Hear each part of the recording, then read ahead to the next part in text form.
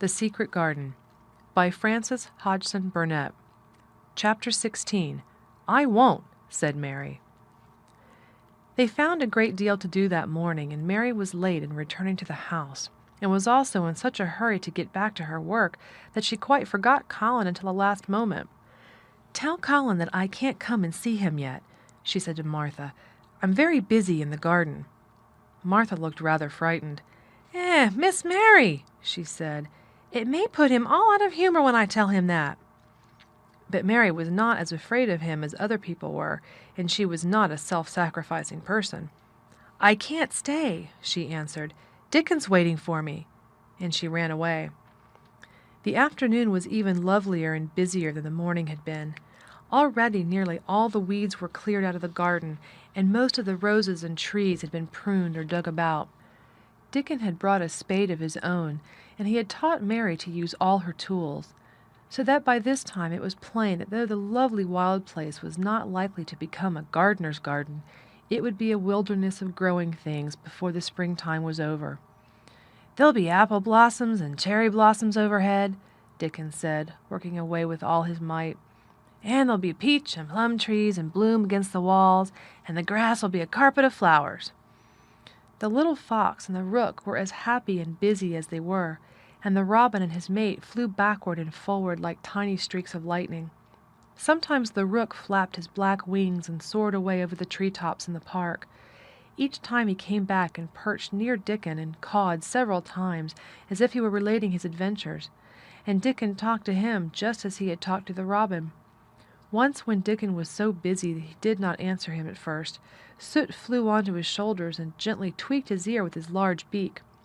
When Mary wanted to rest a little, Dickon sat down with her under a tree, and once he took his pipe out of his pocket and played the soft, strange little notes, and 2 squirrels appeared on the wall and looked and listened. "That's a good bit stronger than there was," Dickon said, looking at her as she was digging. "That's beginning to look different, for sure." Mary was glowing with exercise and good spirits. "I'm getting fatter and fatter every day," she said quite exultantly. "Mrs. Medlock will have to get me some bigger dresses. Martha says my hair is growing thicker. It isn't so flat and stringy." The sun was beginning to set and sending deep gold-colored rays slanting under the trees when they parted. "It'll be fine tomorrow," said Dickon. "I'll be at work by sunrise." "So will I," said Mary. She ran back to the house as quickly as her feet would carry her. She wanted to tell Colin about Dickon's fox cub and the rook and about what the springtime had been doing. She felt sure he would like to hear. So it was not very pleasant when she opened the door of her room to see Martha standing waiting for her with a doleful face. "What is the matter?" she asked. "What did Colin say when you told him I couldn't come?" Said Martha. "I wish they'd gone. He was not going into one of his tantrums. There's been a nice to-do all afternoon to keep him quiet. He would watch the clock all the time." Mary's lips pinched themselves together. She was no more used to considering other people than Colin was, and she saw no reason why an ill-tempered boy should interfere with the things she liked best.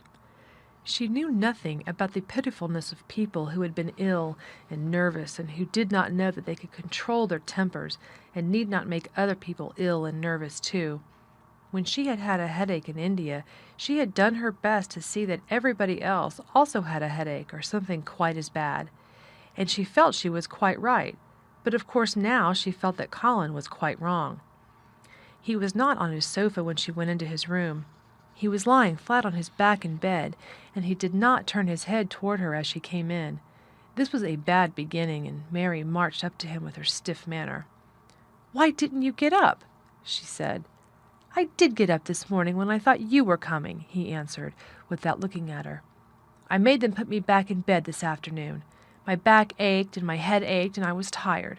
Why didn't you come?" "I was working in the garden with Dickon," said Mary. Colin frowned and condescended to look at her. "I won't let that boy come here if you go and stay with him instead of coming to talk to me," he said. Mary flew into a fine passion. She could fly into a passion without making a noise. She just grew sour and obstinate and did not care what happened. "If you send Dickon away, I'll never come into this room again," she retorted. "You'll have to if I want you," said Colin. "I won't," said Mary. "I'll make you," said Colin. "They shall drag you in." "Shall they, Mr. Rajah?" said Mary fiercely. "They may drag me in, but they can't make me talk when they get me here. I'll sit and clench my teeth and never tell you one thing. I won't even look at you. I'll stare at the floor." They were a nice, agreeable pair as they glared at each other. If they had been two little street boys, they would have sprung at each other and had a rough-and-tumble fight. As it was, they did the next thing to it. "You are a selfish thing," cried Colin. "What are you?" said Mary. "Selfish people always say that. Anyone is selfish who doesn't do what they want. You're more selfish than I am. You're the most selfish boy I ever saw." "I'm not," snapped Colin.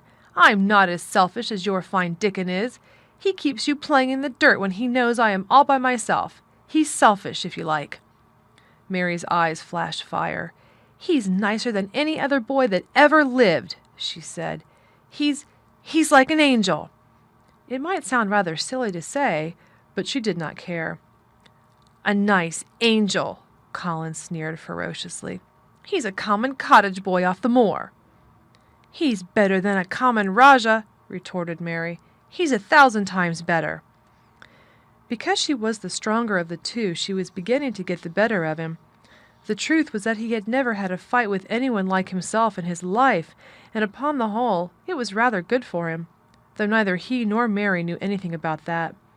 He turned his head on his pillow and shut his eyes, and a big tear was squeezed out and ran down his cheek. He was beginning to feel pathetic and sorry for himself, not for anyone else. "I'm not as selfish as you, because I'm always ill, and I'm sure there is a lump coming on my back," he said, "and I'm going to die besides." "You're not," contradicted Mary unsympathetically. He opened his eyes quite wide with indignation. He had never heard such a thing said before. He was at once furious and slightly pleased, if a person could be both at one time. "I'm not," he cried. "I am. You know I am. Everybody says so." "I don't believe it," said Mary sourly. "You just say that to make people sorry. I believe you're proud of it. I don't believe it. If you were a nice boy, it might be true, but you're too nasty." In spite of his invalid back, Colin sat up in bed in quite a healthy rage. "Get out of the room!" he shouted, and he caught hold of his pillow and threw it at her. He was not strong enough to throw it far, and it only fell at her feet, but Mary's face looked as pinched as a nutcracker. "I'm going," she said, "and I won't come back." She walked to the door, and when she reached it, she turned round and spoke again. "I was going to tell you all sorts of nice things," she said. "Dickon brought his fox and his rook, and I was going to tell you all about them. Now I won't tell you a single thing." She marched out of the door and closed it behind her, and there, to her great astonishment, she found the trained nurse standing as if she had been listening, and more amazing still, she was laughing.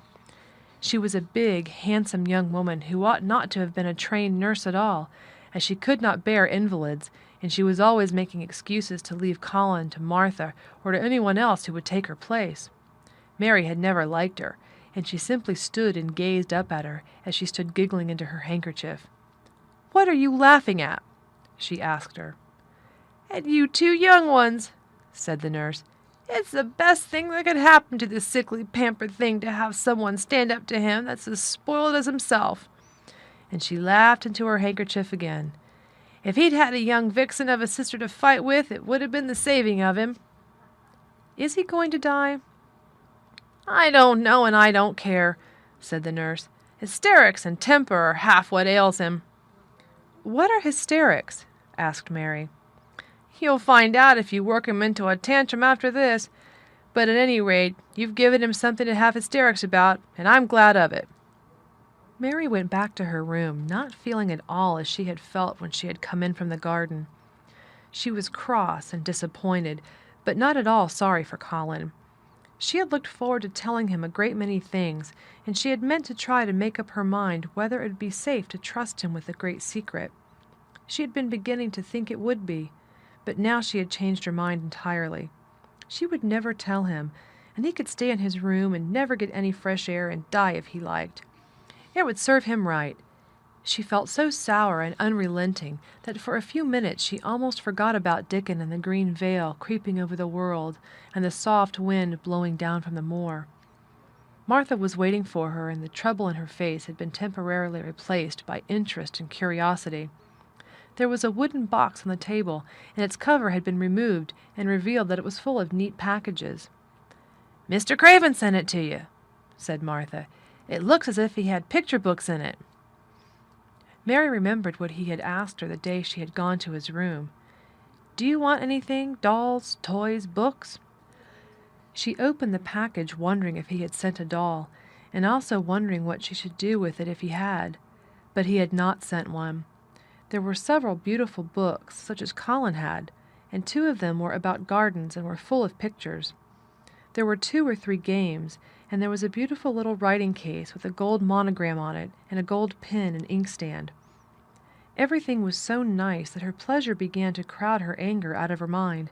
She had not expected him to remember her at all, and her hard little heart grew quite warm. "I can write better than I can print," she said, "and the first thing I shall write with that pen will be a letter to tell him how much I am obliged." If she had been friends with Colin, she would have run to show him her presents at once, and they would have looked at the pictures and read some of the gardening books, and perhaps tried playing the games.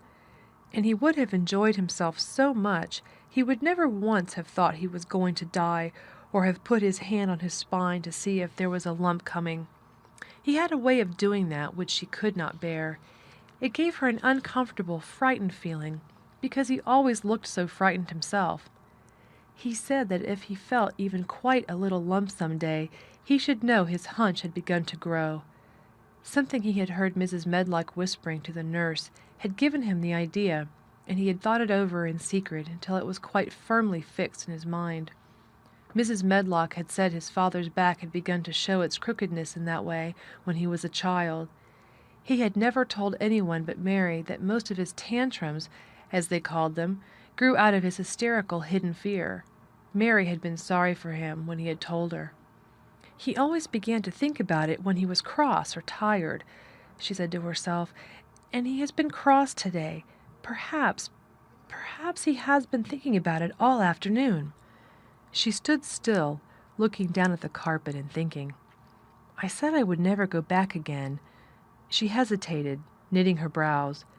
"But perhaps, just perhaps, I will go and see, if he wants me, in the morning. Perhaps he'll try to throw his pillow at me again, but I think I'll go." End chapter.